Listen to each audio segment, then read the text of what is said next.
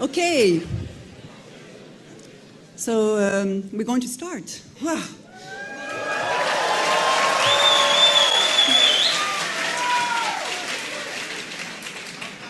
Okay, so bonsoir à tous. So thank you for being here. We sort of underestimated how many people would be interested. At the beginning, we thought, well, will we fill this room? So so I guess that Snowden is important for you, and I think in light of what's happening also right now in Quebec in journalism, it makes it, the coincidence is quite good. So my name is Christine Ross, and I'm the director of Media at McGill. Media at McGill is a hub of interdisciplinary research, scholarship, and public outreach on issues of media, technology, and culture. And for us, it's really interesting to bring Edward Snowden tonight because in light of what we've done in the last years, and especially I want to refer, perhaps some of you have seen the conference given by Glenn Greenwald on October 2014. So Glenn Greenwald is a journalist who initially met with Edward Snowden in the now famous hotel, the Mira Hotel in Hong Kong, a hotel made famous by Laura Poitras' Citizen 4, and who broke the story on American and British global surveillance programs in a series of articles published by The Guardian in 2013, a series based on classified documents from the National Security Agency, NSA, disclosed by Edward Snowden. So we're really very happy to be able to secure a follow-up to that lecture. And so we thank the Beaverbrook Canadian Foundation, as well as McGill University, for making this event possible. I also want to thank Sophie Toupin, Media at McGill's project administrator, for looking into the huge number of details implied in the organization of this event.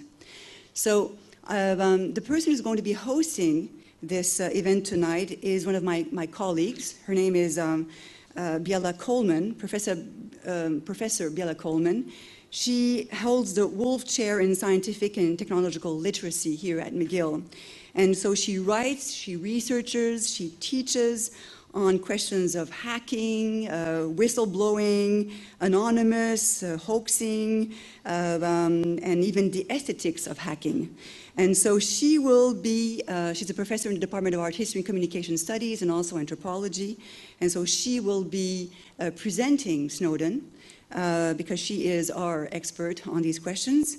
And just for you to know, she will present Snowden, and then we'll have, his presentation will last about 50 minutes, and then there'll be a Q&A period of 30 minutes.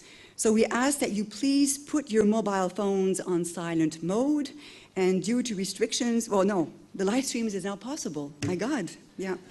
So, so now Biela will introduce Edward Snowden.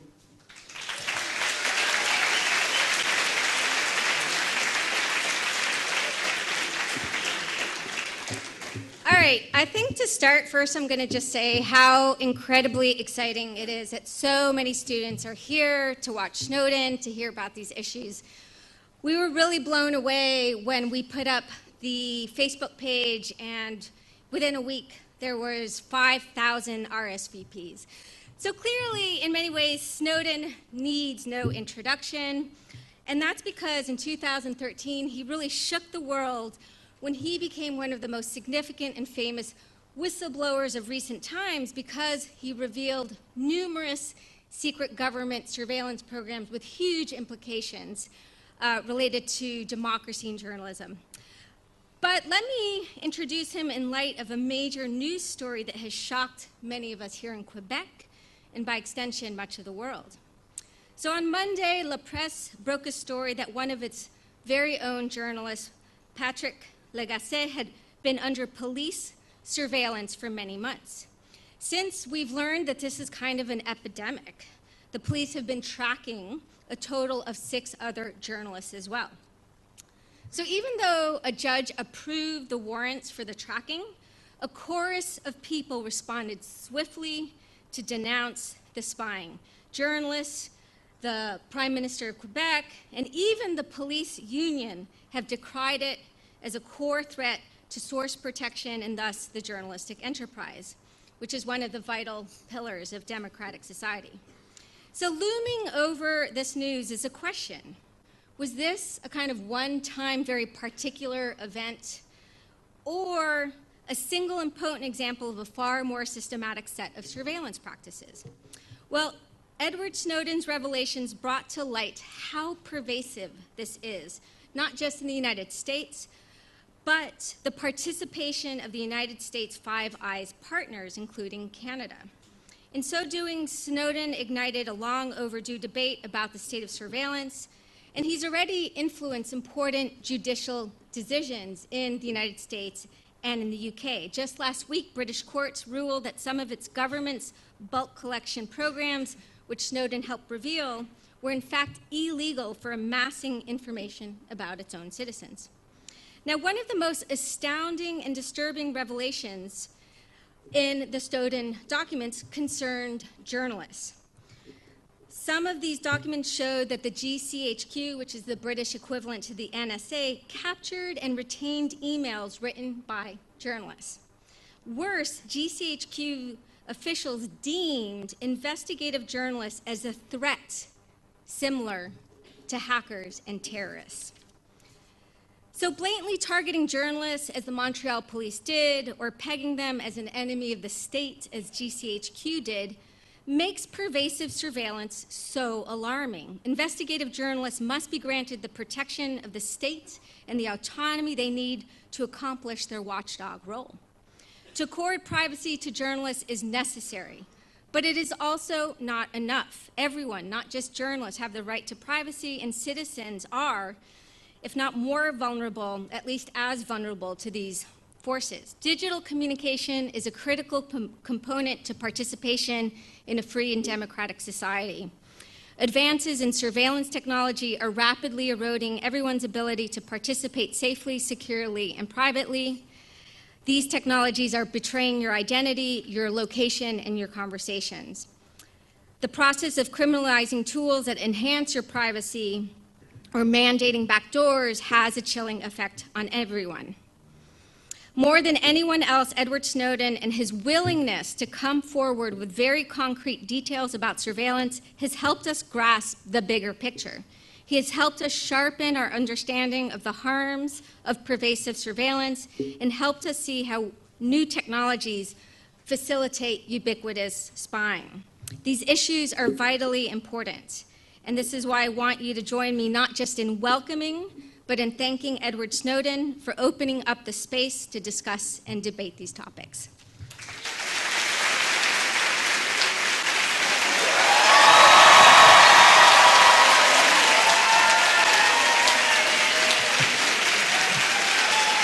Thank you.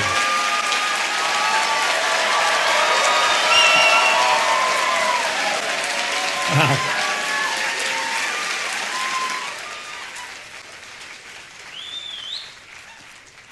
Thank you. If I could say a few words to begin. First off, thank you all for your patience tonight. I did not know what time this was going to begin either. It's about 3:15 a.m. in Moscow right now tonight. And I want to say one more thing briefly, which is I understand there was a strike. I was not told that there was a strike that was happening today. And this caused a lot of trouble for all of you who are in line. But I'd like to ask you not to hold that against the protesters. Because there's something that we need to remember that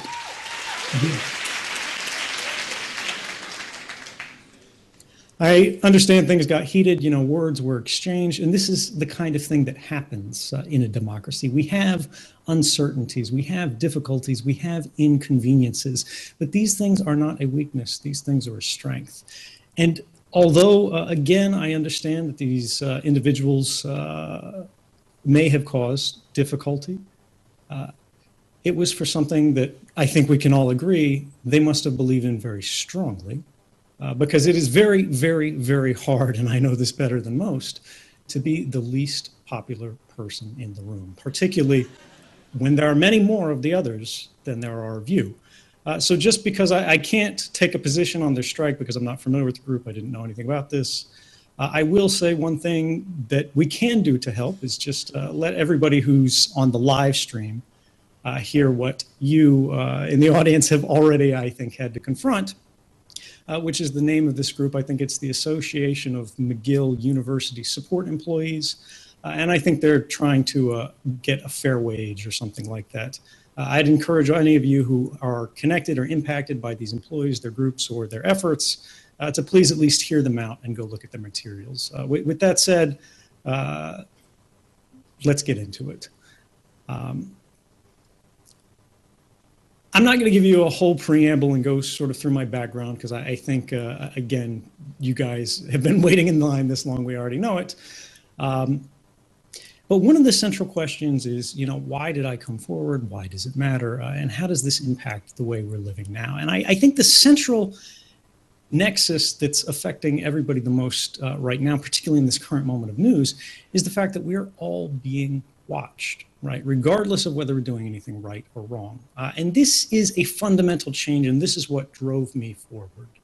Traditionally, the work of intelligence services, the work of surveillance agencies, of police investigators, had always been particularly and specifically targeted towards individuals who we had probable cause that had been demonstrated to a court were up to no good. Foreign spies, military units from adversarial nations. These were the guys that we were watching. But with the rise of the internet, right, advances in our science, our understanding of math, the way things are tied together, the communications network, and the way it has sort of swallowed the earth, radically changed the dynamic. Now, surveillance technologies have outpaced democratic controls. Those things that we used to enjoy a generation ago were primarily the product of one particular technological peculiarity, which is that surveillance was expensive, extremely so.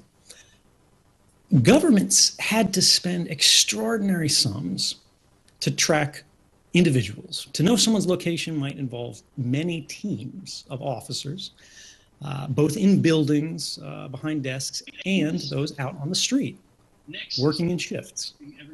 I apologize. We've got somebody who just joined the stream. I'm not sure if the university added this, but it was causing a little echo. All right, we've got that fixed, I think. But so we had basically this dynamic where you had to have whole groups of people tracking one individual. But now, thanks to this rise in technology, that has been reversed entirely. Now you can have one guy sitting somewhere completely far away from the target, like myself, at the NSA in Hawaii, who can track with extreme precision an unimaginably large number of people. Rather than having whole teams following one person, now you have one person following whole groups, whole individuals. And they don't have to be connected in any way. And this means for the first time in human history, it's both technologically and financially feasible for governments to track and store nearly complete records of all of our lives. And this is not science fiction. This is happening now. This is not a black screen. This is the Massive Data Repository. The NSA constructed this in Bluffdale, Arizona. It's since been renamed to the Mission Data Repository because I think they presumed that Massive Data Repository probably wasn't the best branding anymore in the wake of the things we learned in 2013. But what does this represent? This represents that shift in dynamic. Now, we never knew what this facility was doing. We never knew why it was created. Governments have not asked for the permission of the public in order to engage in these kind of operations. Instead, it deployed these kind of capabilities in secret, even when they knew these programs were unlawful or unconstitutional, perhaps even because they knew this.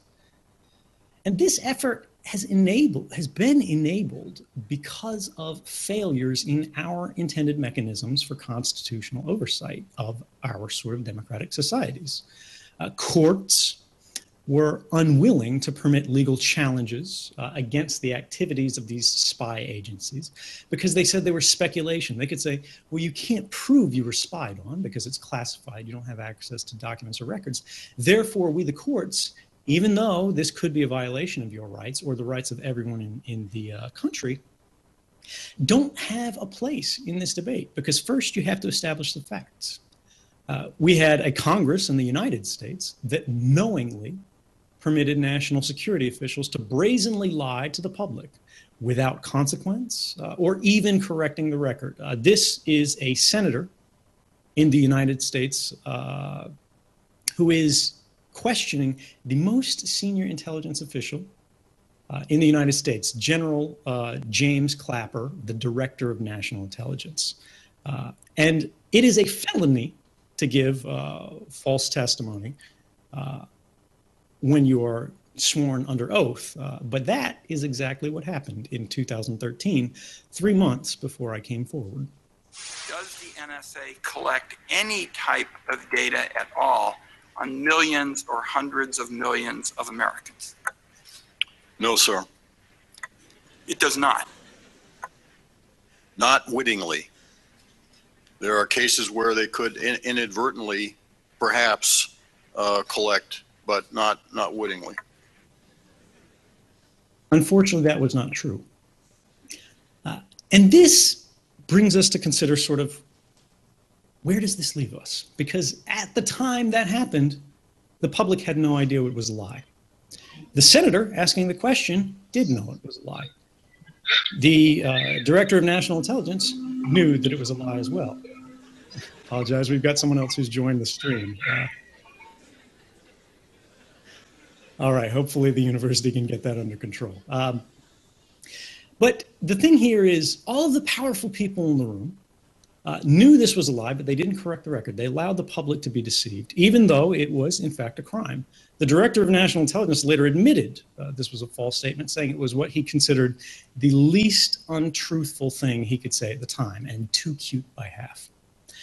But what does it mean in a democracy where the very foundation of the government, the legitimacy of our system, is derived from the idea that we, when we cast our votes, are providing consent for the government to carry out these policies. Consent, as hopefully everyone in this room can tell you, is only meaningful if it is informed.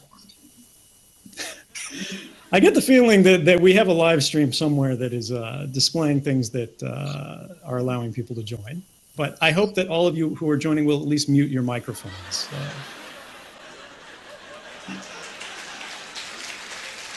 Thank you so much, those who did join.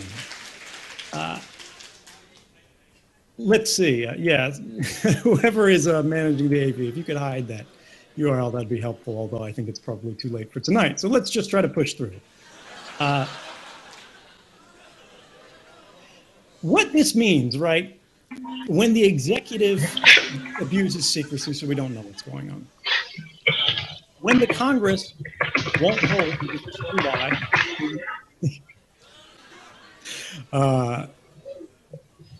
yeah. Miss, who just joined, if you could please mute your microphone as well, that would be really fabulous. Thanks. We don't need to hear your vacuum cleaner.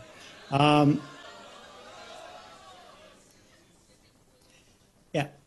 What this means is we're forced to rely upon democracy's safeguard of last resort, right?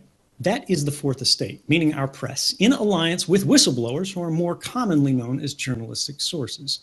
Now, unfortunately, we are today seeing the ability of journalists to operate free from interference come under threat, even in what are traditionally considered.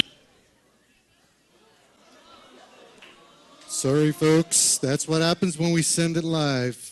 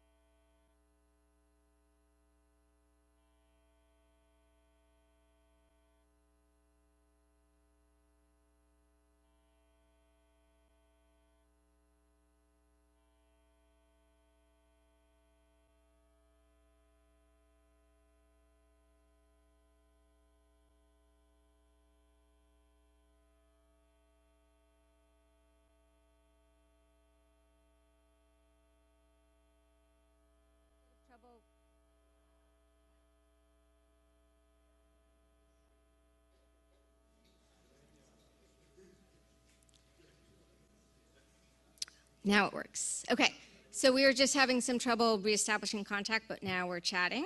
And so everyone got a lesson in internet trolling. And so hopefully in a couple more minutes, we'll get the video back up. Who was that person? On the video, who was that person? Do you know?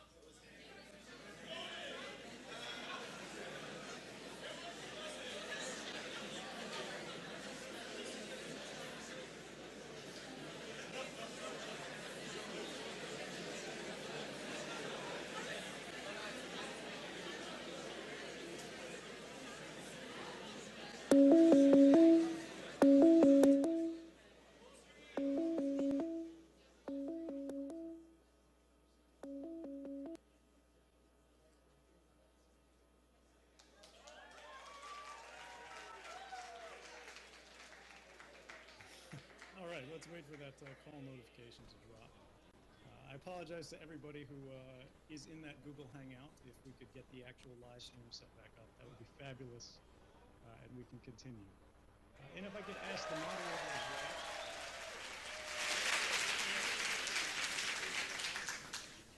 Thank you. If I could ask the actual moderator, just to confirm, do we have the live stream up, or are we ready to continue? Yes, we're ready to go. Okay. And could you tell me where you lost me?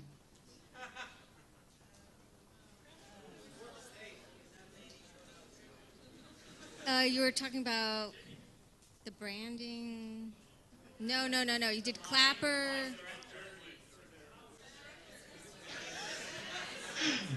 Okay, well, look, guys, let's simplify this. Let's make this a little more casual, and hopefully we can regain a little bit more time from the university here, since I know you guys waited a long time for this tonight.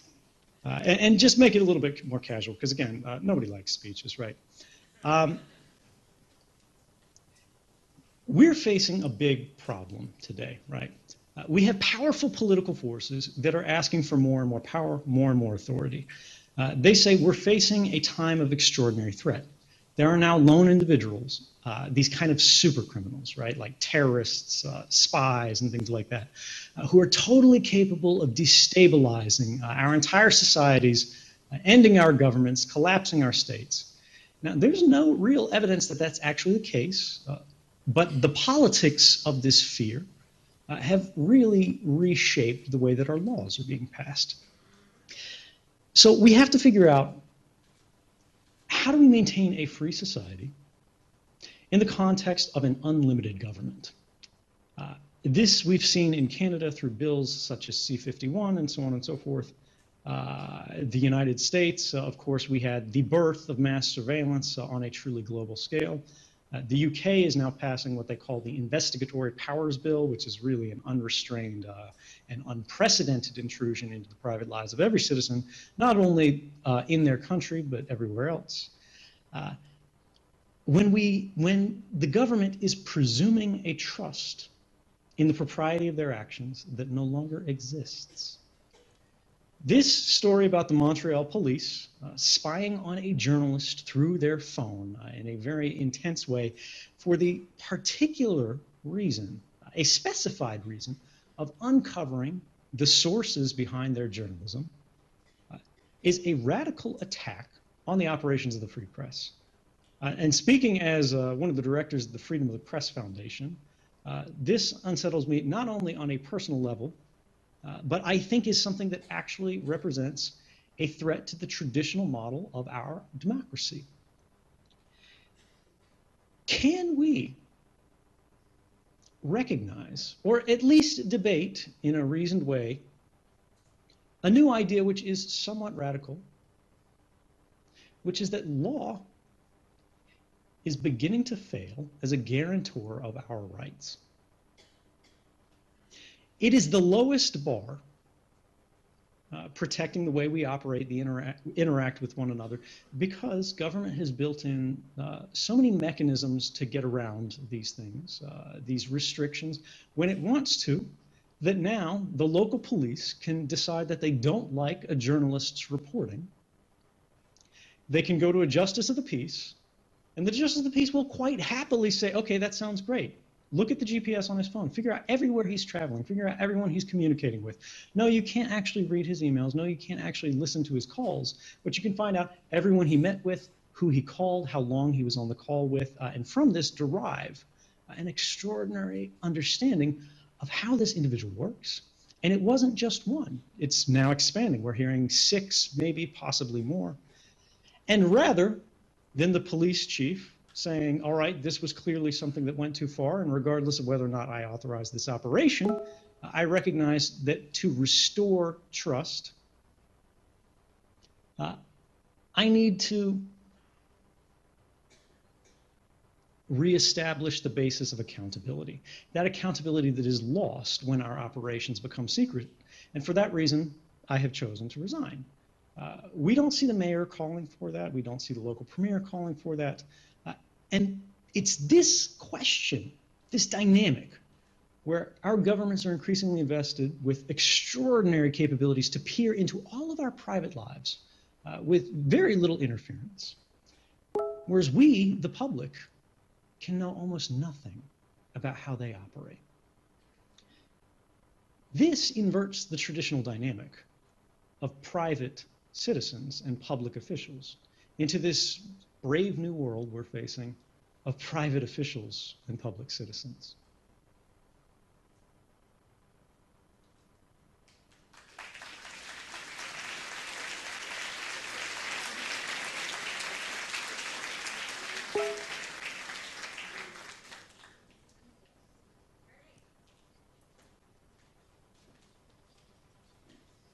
All right, so thank you so much for that. And actually, I think this is really great because over the last couple of weeks, I was able to get a lot of really amazing questions. And so what we're going to do is I'm going to ask 1 or 2 questions, and then we'll also take questions from the audience. So I'm going to start with a question from Vincent Prager, who's a member of Media McGill Board of Trustees. And he's quite interested in ethics and journalism. And so this is how the question is oriented. Given your status of a fugitive in the eyes of the United States government, what ethical considerations and/or restrictions should guide the media in the United States and elsewhere around the world in reporting on you and your story? Are there different ethical guidelines from country to country? What is your level of satisfaction with such reporting on your story? And has it been equally fair from country to country? So it's a nice kind of comparative media question. So take it away. So one of the things that I've tried to be very careful about since June of 2013, when I first came forward, was not telling the media how to do their job. I worked very hard to make sure that I wasn't in the decision loop, that I didn't say what was published or not. In fact, this is something that not everyone understands, but the number of documents that I published, that I made publicly available, has been 0. Instead, I gathered inside the NSA what I believe to be evidence of criminal activity within the government. And this wasn't just in the United States government. This was the Five Eyes Surveillance Alliance, right? This is a transnational spying group consisting of the United States, the United Kingdom, Australia, New Zealand, and Canada. And this is, of course, why we have some understanding now of what was actually going on behind the curtain in Canada about the operations of their sort of surveillance context. And that is, excuse me while I try to find the reference for this here. Something that has actually been established in the wake of 2013 with more scrutiny, that Canada actually has the weakest intelligence oversight out of any major Western country. This was something that people didn't really expect. Now, they're not the most aggressive of all countries. They don't have the largest scale, but no one's really watching. There is no real parliamentary understanding of what's happening behind the door. And this is what allowed them to engage in massive sort of indiscriminate surveillance.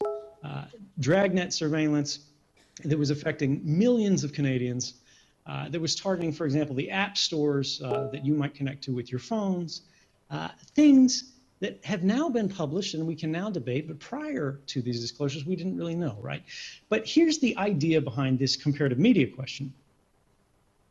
This was my belief, that these things were violations of human rights, of written statutory laws, or our basic constitutional principles. But what if I was wrong? What if I was sort of this crazy radical and I had been in my head so long, you know, working in these intelligence places, talking to my coworkers, that I just didn't have a full understanding. Maybe I didn't see the big picture. If I published these things on my own, I believe there was a somewhat larger risk, a greater risk, that I would go too far. And so because of this, I chose instead to replicate the system of checks and balances in our government that had unfortunately failed over time, to try to restore that balance. And the way that I wanted to check myself was to instead provide this archive of documents to journalists, who would then be required, by virtue of gaining access to this archive, to make an independent judgment in every case for every story. Not that it was newsy, not that it was interesting, not that it was just a sexy story, but it was actually in the public interest to know about the details of this operation or that operation, why it mattered, what was going on, and how it was being accomplished, and what this meant for our rights. Now, beyond this, as an additional safeguard to mitigate risks, I wanted these journalists to then go to the governments who are actually carrying out these operations in each case, to allow the government a chance to argue that they didn't understand these stories, that maybe they had gotten the calculus wrong. Maybe there was some detail, some sentence in the story that would actually put a human life at risk just because it was like the, you know, something that a journalist might not recognize, like the employee number of somebody that's a cafeteria worker overseas, but might actually be an intelligence source who could be recognized by these documents. And in every case, this was followed, right? The government didn't get a veto. They couldn't say you can't publish these stories, but they could say, look, this is dangerous or it's not. And this is why in 2016, I believe, the government has never been able to show a single case, credible or incredible, of any evidence that indicates anybody came to harm as a result of this reporting. Now, there's a second dynamic of this question, which is screw the NSA, screw the reporting, screw all the actual stuff that's going on about the surveillance operations, and what's going on with me. Are people being fair to me? Are they covering this way or that way? Are some countries doing better? Some countries doing worse? And of course, this is the case. We have seen in the majority of countries that are not the United States, they've done public polling opinion, and pretty much universally, people have a positive opinion of what I did.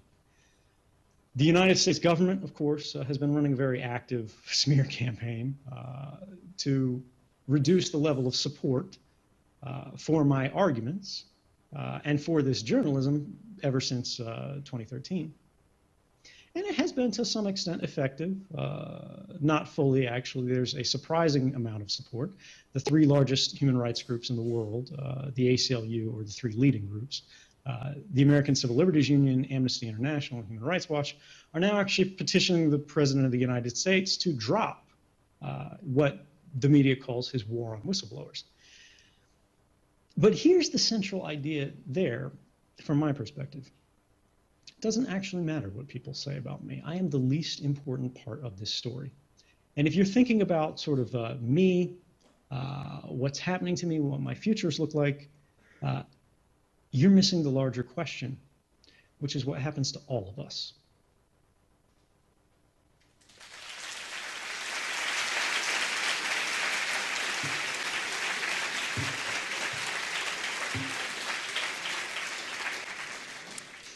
Well, thank you for that very thoughtful question. What I'm going to do now is ask one more question, and then already people are lining up, or they're just sitting on the stairs. So line up if you have some questions. All right, so I'm really actually excited about this question. It's by one of my students, Aaron Gluck-Thayer, who, like Snowden, is very much passionate about these issues. He's an engineering student here at McGill. And I'm just going to read it because he wrote it very carefully. He says, it's clear that intelligence agencies interpret their legal mandate expansively. Michael Hayden, the former director of the NSA, famously said, quote, give me the box you will allow me to operate in. I'm going to play to the very edges of that box. I will play very aggressively in it. Canada's Foreign Intelligence Agency, CSE, is similar. By exploiting the uncertainty in the legal definition of metadata, it can, quote, incidentally collect troves of personal data on Canadians. Canadian Domestic Intelligence Agency, CSIS, also operates under a similar culture. And he gives another example and then goes on to say, under Bill C-51, CSIS's expansive capabilities were broadened even further. The only limits to their new and vague disruption powers are that CSIS cannot willfully obstruct justice, cause bodily harm, or violate sexual integrity. I promise this is the only very detailed question like this. So there seems to be a culture in intelligence agencies of working the law to their purposes and pushing the law to its boundaries. Intelligence agencies don't ask what their surveillance practices should be. Rather, they ask what their surveillance practices are allowed to be. And then he says, this can create the appearance of lawfulness, which the government points to whenever the activities of intelligence agencies are challenged by the public. But all it does is subvert the law. So here's the question. How do we ensure that intelligence agencies interpret the law not just narrowly, but in a way that is reconcilable with what the public reasonably expects? When reforming our intelligence agencies, do we have to abandon the premise that intelligence agencies are committed to following the law in a reasonable way? So this is a great question. It's a very complex question. One of the interesting things is the question quoted Michael Hayden, former director of both the NSA and the CIA, which is a little bit of a mistake because, of course, if you're the head of the CIA and the NSA, you are literally a professional liar. Deception is sort of your business. So he has a little bit of a checkered history because he says, you know, give me the lines of the box and I'll play to the edge. I'll get chalk on my cleats, but I won't leave the field of play.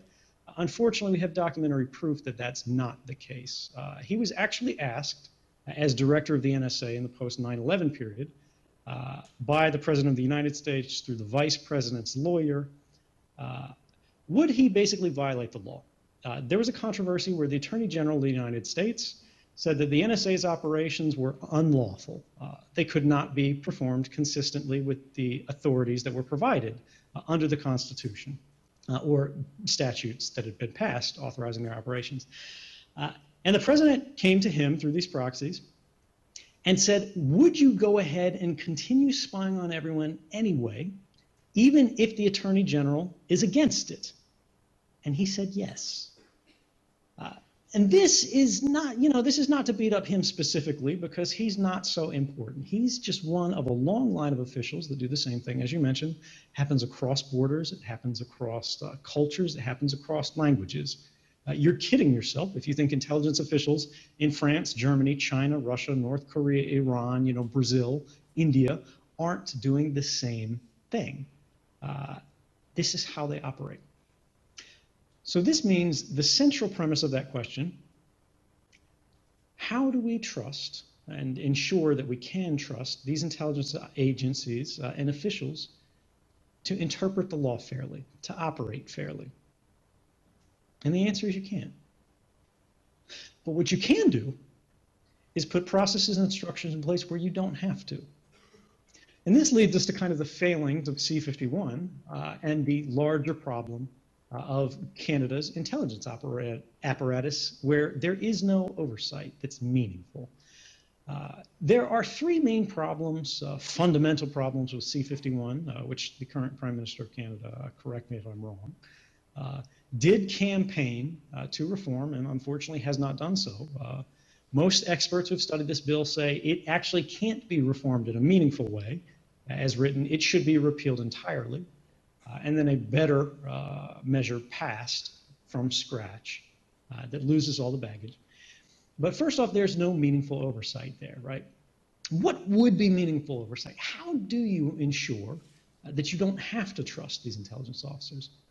And the way you do that is you appoint a judicial body, some mechanism, some structure, some commission that has independent prosecutorial authority that is mandated to perform a case-by-case review of these intelligence agencies, these police agencies, their use of powers, exceptional powers, after the fact of investigation to ensure that no illegalities occurred.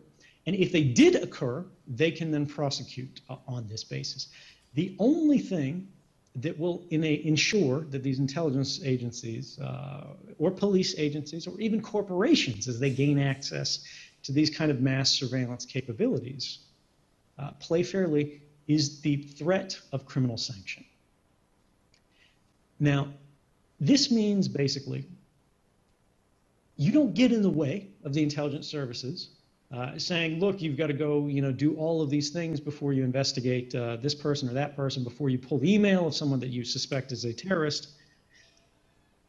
But you must know that in every case, we're going to have a judge and a prosecutor going through your decisions after the fact. And if you did break the law, you will be held to the account of our laws in that case. The second thing is sharing without necessity, transparency, or accountability right. Canada's services can now make available all of the different information that they hold about you. And this can be things such as your health records, right? It doesn't have to actually be anything spooky. They can now be traded amongst agencies, even if you're not related to some real terroristic threat or anything like that. It's not very well limited. And then there's this larger question of the criminalization of speech, right? We already see that spying authorizations, legal authorizations, sorry, that weren't intended to be used for spying in this context or for surveilling people who are not terrorists or real criminal threats, violent threats, threats to life, and so on and so forth, are instead being used, repurposed for monitoring terrorists and things like, or monitoring terrorists, forgive me, monitoring journalists who are not the same as terrorists, despite what the GCHQ says. Unless you work at an intelligence agency, in case you might be worried about them. But the idea here is, let's take that example of the Canadian journalists who have been spied on by the Montreal police. We have the news story saying that what happened, but we still don't actually know under what legal authority it occurred. There is a suspicion that this was actually done under Bill C-13, correct me if I'm wrong, fact check me, audience, that was actually intended to be passed as a cyberbullying law. That's how it was branded. Was that actually being used to collect the communication of journalists? Was C-51 involved? Were any of these other legal authorities involved? We don't know, because we have no idea what the government is actually doing underneath that curtain. And that is not just a risk. That is a fundamental danger to the stability of any open and liberal society. Suddenly, we have a set of rules for all of you in the audience. There's a set of rules that can get whistleblowers and journalists charged and investigated by police. But what about when police break the law? What about when spies break the law? Suddenly, they're being held to a very different legal standard, and they're entitled to a veil of secrecy that inoculates them against criticism and scrutiny that the rest of us do not enjoy. That is an imbalance of power that is not only, I would say, unwise, but is actually anti-democratic. It is authoritarian in nature.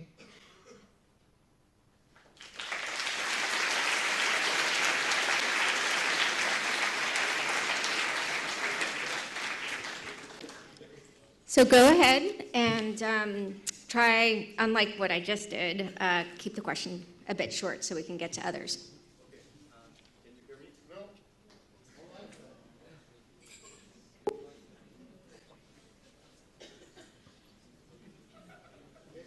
Now? Okay. Forgive me, to be clear, I am not getting that audio at all, so if I could ask Gabriella if you could repeat that for me. Now, can you hear me? I can hear you now. Okay. Perfect. Awesome. So my question is that knowing that most of those surveillance decisions are made on the political level, do you have any comments on the current presidential elections in the United States?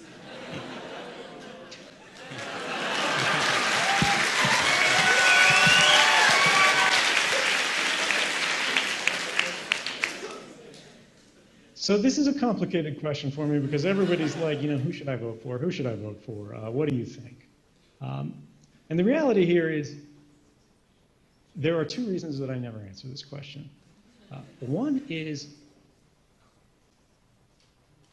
if you have to ask other people, you're not really appreciating the burden and the value of your opinion, your perspective in the operation of our democracy. Don't look to others to tell you who to vote for. Look to you. Read about these things, listen to the conversation, make a determination for yourself. The second thing here is, as a privacy advocate, the decision of who you vote for, right, is something you should never be made to answer. And so I try to set a good example there in not responding. What I will say is that I think it's very disappointing in the long history of American democracy, where we are, if nothing else, a very successful country, that we are going through an entire election cycle where all we hear about are the personalities of these candidates, the insults that they throw each other. But we hear very little about the Constitution. And this reminds me of a mistake that I made during the last sort of change of power in the United States, from the Bush administration to the Obama administration. He was a president who campaigned on the idea of ending the worst excesses of the Bush administration. He promised to hold officials who had broken the law, who had engaged in torture and so on and so forth, to account, to do investigations, to hold trials.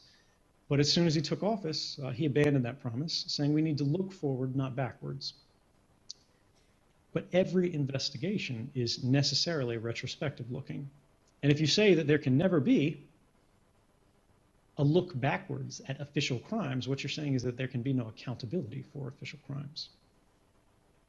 He said he would end warrantless wiretapping. We weren't going to do that anymore. And in fact, he expanded it and institutionalized it in many ways. These are disappointing things. But when he came to take office, because he claimed these things, I believed that they would happen. I took him at his word. And many others did, you know. This is not to say it's a terrible thing to have faith in officials and belief in the power of hope. But I think we all need to recognize that we should be extraordinarily cautious about putting all of our hopes on political candidates, on elected officials. Because if we look at history, their promises very rarely equate to their products. And while you may appreciate one candidate above the other, the ultimate answer to democracy here is that we cannot rely on others to do the things that we must do for ourselves. And ultimately, if you want to build a better country, you're going to have to do it yourself.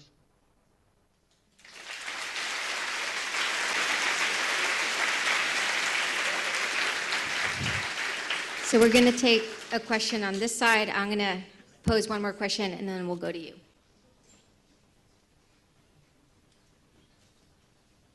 Hello. Hi, do you hear me? Hi. I can, thank you. Okay.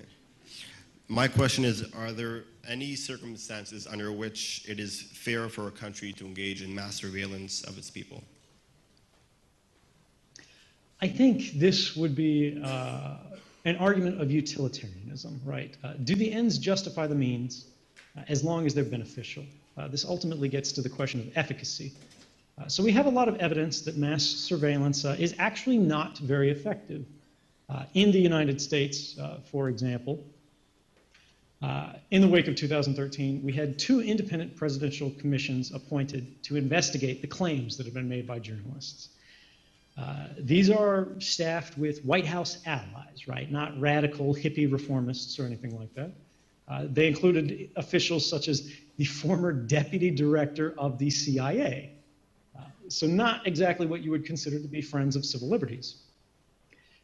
And yet, despite having full access to classified information, being able to walk into the FBI, the NSA, the Defense Intelligence Agency, and all of these other areas that are involved in the spying, and saying, tell us what's going on, and having clearances to actually see it, they could not identify a single instance in which the kind of mass surveillance represented by the warrantless wiretapping, the telephony metadata program happening in the US, basically collecting the call records of everybody in the way that the Montreal police were using against this journalist, but on a much broader scale, had never actually resulted in a positive benefit.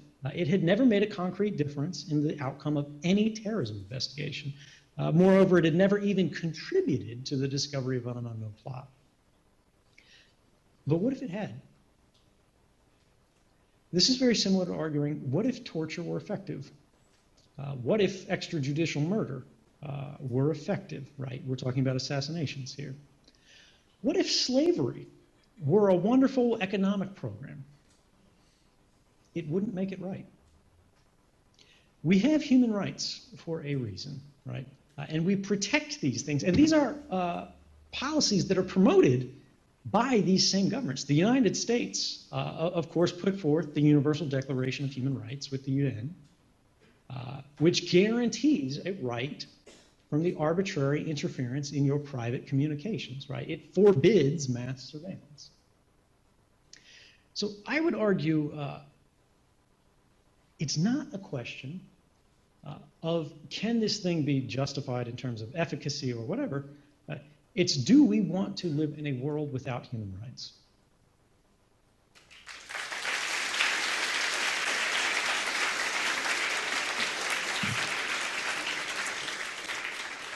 So I'm going to switch the gears a little bit and ask a question from a PhD student, Isadora Borges Monroy, who's in my class on computer hackers. And we actually all went to see the Snowden film this fall, and most of us have also seen Citizen4. And Snowden, I think you're absolutely right that the important issues are the issues and not the person, but the person has become fodder for Hollywood. And Oliver Stone did present the issues in some very interesting ways, and this is a great way to reach different publics. And so she had a question which I've actually thought quite a bit about, because in the movie, a bunch of the other techies working at the NSA had reservations like you. So she's asking whether, this is actually accurate. And it is striking that while in some ways you are the most famous whistleblower, there have been others such as William Binney and Thomas Drake who have sounded the whistle. So we'd just like to hear a little bit more about the kind of work culture at the NSA or the contracting corporations, and how people kind of express their dissatisfaction, or whether you kind of thought of the problems in a kind of siloed way and then just acted independently. Yeah, no, absolutely. I brought my concerns to a lot of my different colleagues. I brought them to supervisors. I showed them specifically this slide amongst others. It was actually not a slide at the time. It was, okay, it's not actually displaying because it looks like my system has run out of memory to display that. But it's a global heat map of the NSA's surveillance, right? This was an interactive tool inside the agency that said where we are collecting the most communications, right? Where we're ingesting the most emails, the most phone calls into our systems, right? Text messages, your internet traffic, Google searches, things like that. And it showed that we were actually collecting more American communications than we were Russian communications. And I asked them, is this what we signed up for? Is this what we were trying to achieve? And of course they said, no, that doesn't seem right. That's not really accurate. But they said, hey, look, you know what happens to people who rock the boat. And they specifically referenced people like Thomas Drake, of course, who was a very famous case in this example. But the idea here is that, yes, every whistleblower learns from the individuals who came before. I would not have been possible without the examples of Daniel Ellsberg, of William Binney, of Thomas Drake, of Chelsea Manning. Because it is this iterative understanding of our history, how the government operates, how they are likely to respond, how you interact successfully with journalists and unsuccessfully, that informs your thinking, your method of operation, and your belief that change can be achieved. And I'm so thankful for these people who came before, because they showed that, yes, the NSA will retaliate. The United States government will retaliate, regardless of whether it's right or wrong, regardless of whether they have any grounds or belief. I knew I would be charged with the Espionage Act, despite the fact that I was not a spy. I wasn't contacting foreign governments. I was contacting journalists, because this is what they did to Thomas Drake, who did the same thing. The government, this was a senior NSA executive, for those who are not familiar, at the very top levels of the agency in the wake of 9/11, who discovered the warrantless wiretapping program and a privacy-preserving equivalent program that the NSA killed. And because they suspected him of telling the media about these programs, even though he went through proper channels, he went to the inspector generals, he went to his supervisors, he went to the lawyers to ask them sort of what was going on, they destroyed him in retaliation. They didn't go, look, he went through the process, he did the right thing, he went to Congress to tell them about what was going on. They said, let's indict him as a spy under the Espionage Act. So he is prohibited from telling the jury why he did what he did. The Espionage Act is one of the few laws in the United States that guarantees you cannot receive a fair trial, and it's designed that way intentionally. That's kind of a feature, not a bug. And if I had not seen that, I may have made less wise decisions.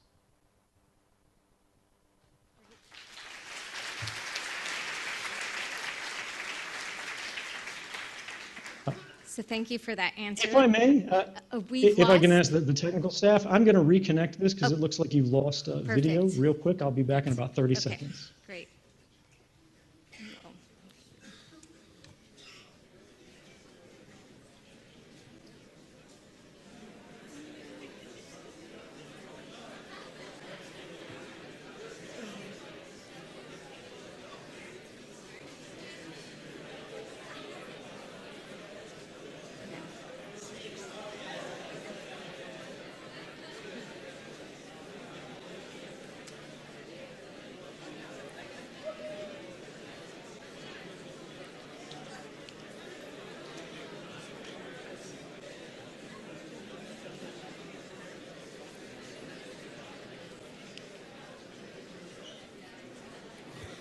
Okay. Thank you again so much. Looks like you're back.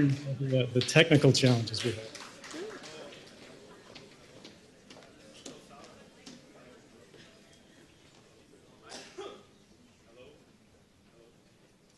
Hello. Yes. Just to confirm, Hi, Edward. Can we get that mic on? Hello. Can you hear me? I can now. Thank you. Okay. So my name is Cesar Rezer. I'm actually from Brazil. I'm living here in Canada for 6 years, and I have a curious question for you. In the facts revealed back in 2013 by Glenn Greenwald, who is currently living in Brazil, Brazil was one of the countries and governments that was being spied by NSA. Recently, in Brazil, a massive corruption scandal involving the petroleum company led to a massive protests and the impeachment of the President Dilma Rousseff without being yet directly involved in this scandal. Do you believe that the USA used this technology to drive minor democracies and people who vote to empower governors that will benefit them? So this is a foreign policy question, right? More so than an intelligence question. But it does have a nexus. It does connect. But the answer here is, when we think about that example we just saw, right, where all of these independent commissions looked at these mass surveillance programs and they found that they had no benefit for counterterrorism. You have to think, the NSA has a lot of really smart people working there. They have a lot of very sophisticated top-level officials and low-level employees, the line workers. So why are they running this program if it doesn't benefit counterterrorism operations? And of course, the logical presumption would be, well, it must have benefit somewhere else. And this is the real story of mass surveillance. Mass surveillance has never been established as effective for counterterrorism, right? These laws are always passed saying they'll be used against terrorists. But the reality is they're used for other things. These programs were never about terrorism. They're about power. And when you think about these capabilities, or when you think about all the things that they're doing, when you think about what these intelligence agencies do all day, there aren't that many terrorists who are meaningful, who represent a real threat. And they have all of these specialists who work in other areas. What do you think these folks are doing all day? Why do you think these intelligence agencies exist, if not to apply these capabilities for what these officials consider to be the national interest? Thank you very much. So we have time for 2 more questions, and what I'm going to do is have the gentleman here on the right ask a question. And I was going to say we'll have one of the women come forward, which we had to do that with a Glenn Greenwald talk as well. So why don't we start with you, the woman in the gray? Yeah, come on forward. Hi, can you hear me? I can. First of all, thank you so much for staying up and taking the time to talk to us. Sorry. It's my pleasure. You guys have been waiting a long time. My question is mostly because most of the people that are in the room and in the line and watching from the live stream are students here in Montreal. And my question is basically what your vision is in terms of us moving forward and protecting civil liberties and our freedoms and democracies, and then what are the tangible things that youth today can do to minimize the risks, especially because we're the generation that's most connected and that clicks, I agree to the terms and conditions faster than... Yeah, anyway, that's my question. Yeah, you know, the main thing is that you guys are already doing what so many people have not, in a visible way, right? You saw that line outside to talk about surveillance. The first thing, and I think one of the most central things you can do, is all of these politicians like to create an appearance that no one cares about privacy, that no one cares that they're being watched. But we know this is not the case. You all are here establishing that this is not the case. So the very first thing that you should do is argue whenever anybody brings that stuff forward. Whenever anybody comes up with that argument saying, you know, I don't care because I've got nothing to hide, go, wait. Privacy isn't about something to hide. Privacy is about something to protect. It's about protecting your rights. It's about protecting your sense of self. It's about protecting an open and liberal society, a free society where you can be who you want, where you can think what you want, where you can have a private conversation between friends, between confidants, where you can figure out what it is that you actually believe in. Privacy is the fountainhead of all other rights. It is the basis from which the other rights derive their meaning, their value. Freedom of speech doesn't mean very much if you can't figure out what it is that you actually want to say and instead have to repeat what other people say, what's popular, because that's the only thing that's safe to say. Right? If you can immediately be separated and prejudged because you're different, right? That's what privacy is about. Privacy is the right to the self. Privacy is the right to be you. And this is, you know, coded all the way in our language when you go down to, you know, private property, right? This is not popular with, you know, very far to the left.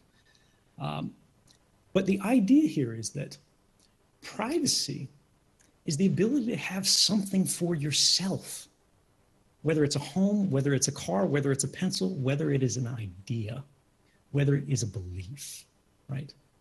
So when somebody says, I don't care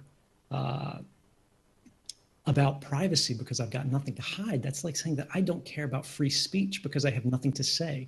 It's not about you. It's about everyone. It's about all of us. It's about potential. It's about possibility. It's about the foundation of everything that we believe in, that so many people have fought and died for. And if you're not willing to stand up for your own right to be you, why do you care about what happens? All you're saying is that I'm willing to let everyone else decide everything that affects my life. I'm willing to let other people decide my future because I don't have any ideas of my own.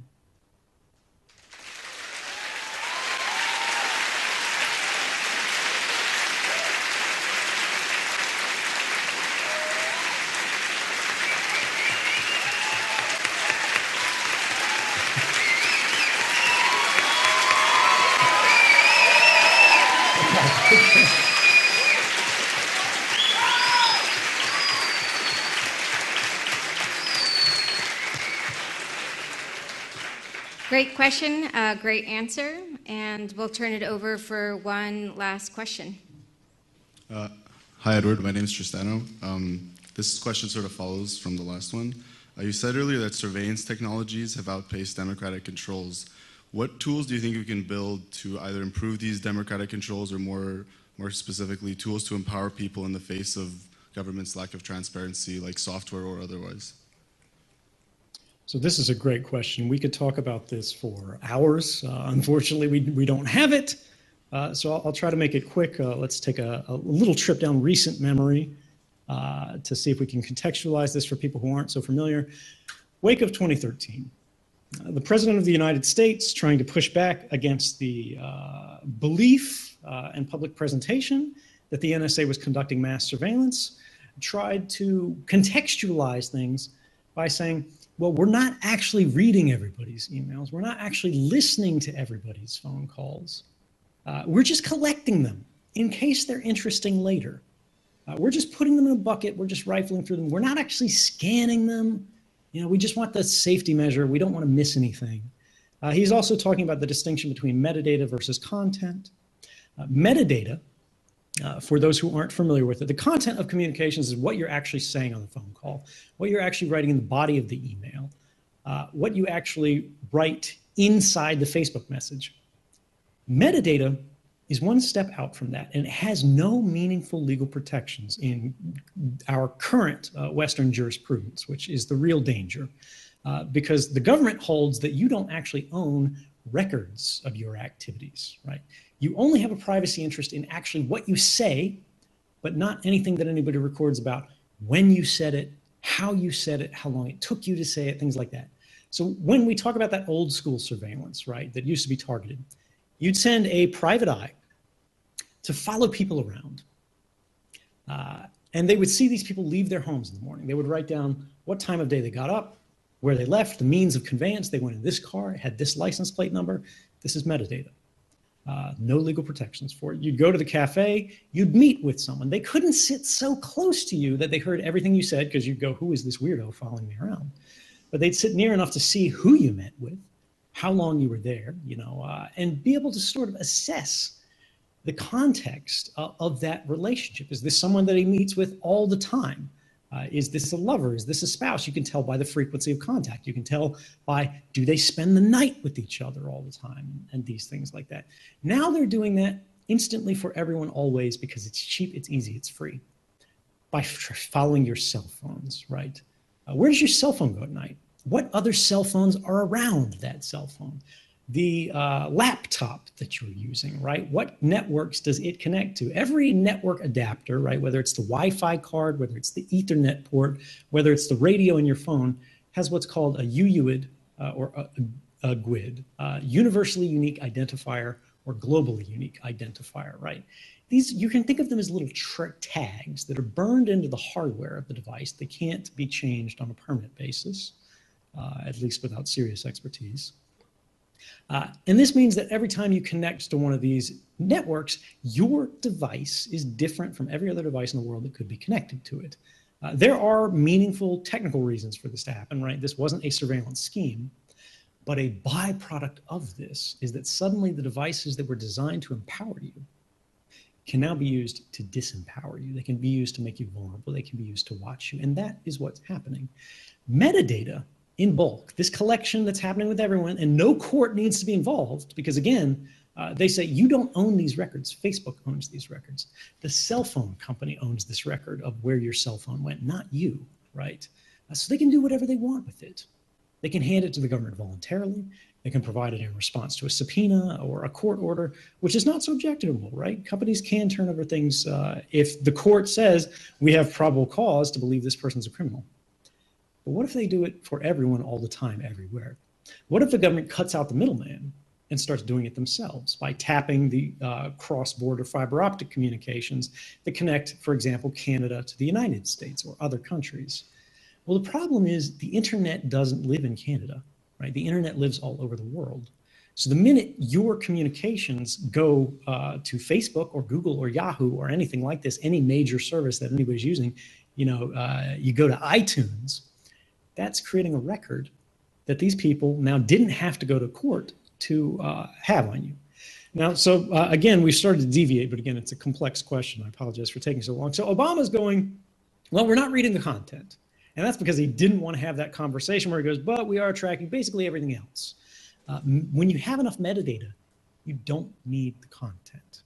Metadata is a proxy for content because machines can analyze it in a way that content can't. Metadata creates perfect records of private lives. Now, even if you believed him, turned out that was not true.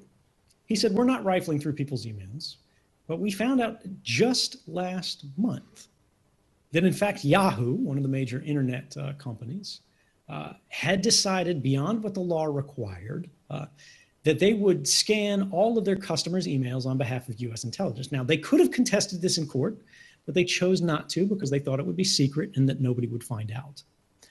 This is a danger of having companies that store enormous amounts of data on their customers.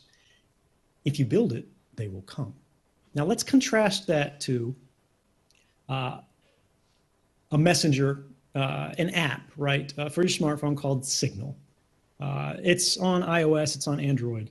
It allows you to make encrypted calls, send encrypted texts to avoid this kind of thing, right? If you want to send photos to somebody and you don't want the Canadian government or anybody else to see it, even just your internet service provider, you've got to encrypt it.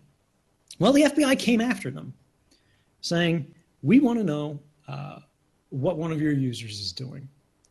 Signal went instead to a civil liberties organization, the ACLU, and they fought in court what they could. They found out that they couldn't resist the order, which is okay. They've got no legal recourse there.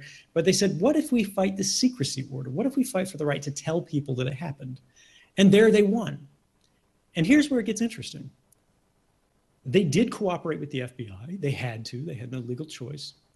But because of the design of their service, this is the actual records, all of the records that they handed over to the FBI.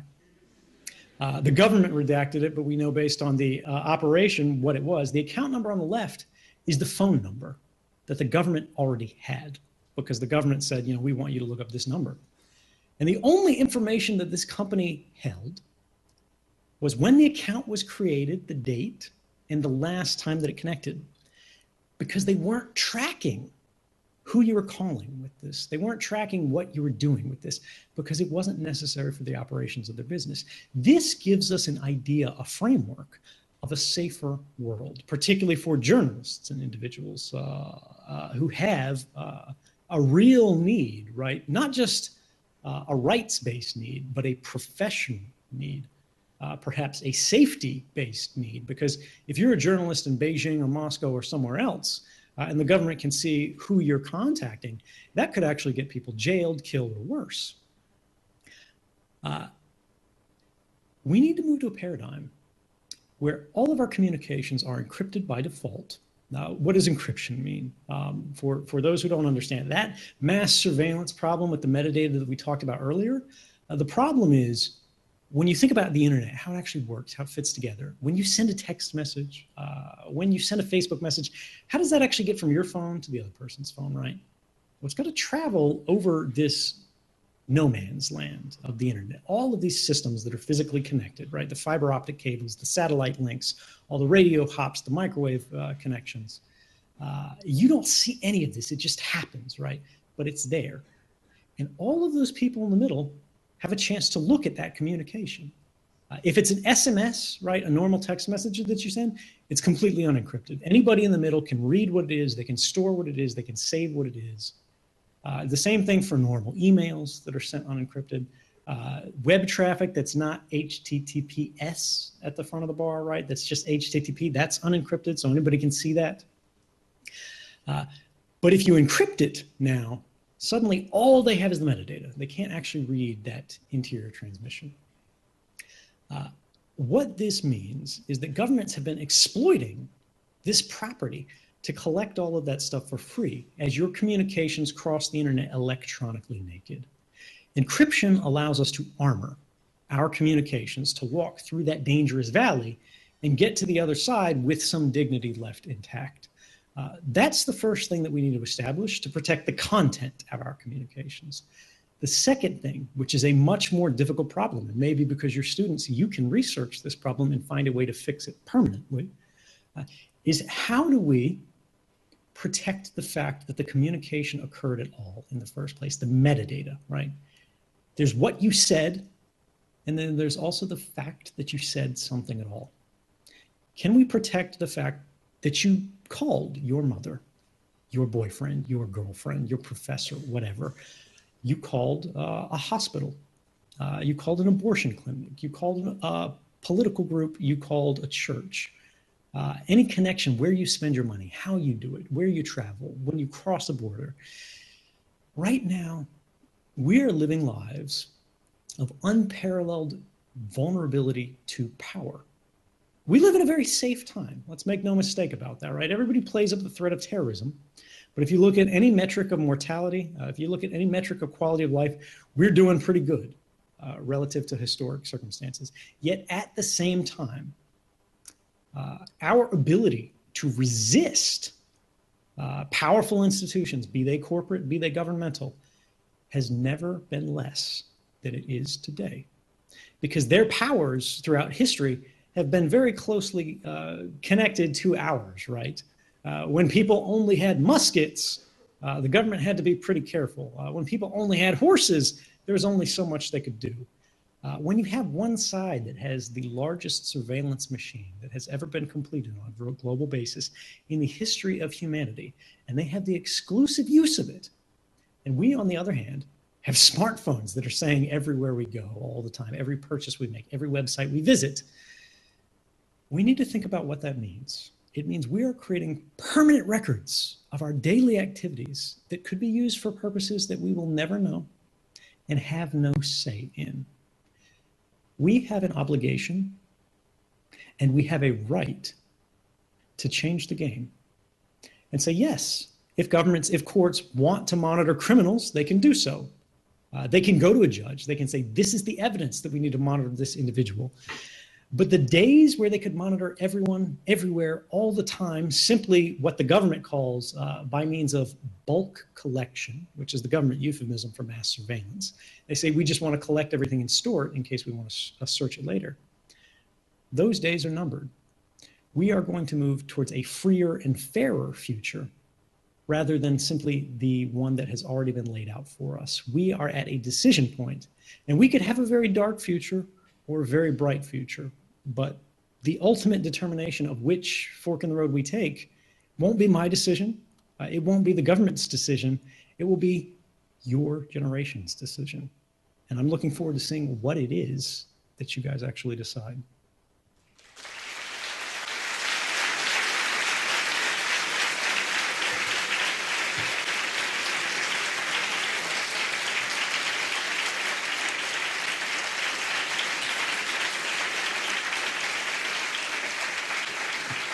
So this is a perfect note and place to end, from dystopian realism of the present to possible utopia of the future.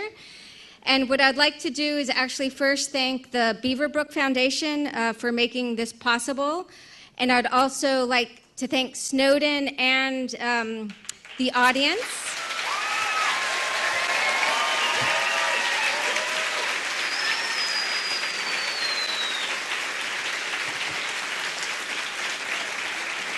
And everyone is standing up right now.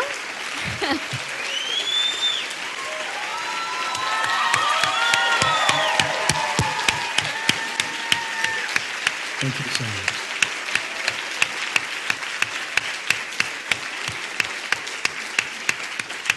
Thank you so much for your patience tonight. I know we had some difficulties, both in getting everybody in the room, getting the technology working, but this is an example of how, you know, if we have a little bit of patience, if we deal with a little bit of inconvenience, we can make things happen.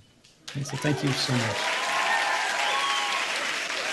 And I hope that next year I'll be able to see you in person. Thank you. Thanks, Ed.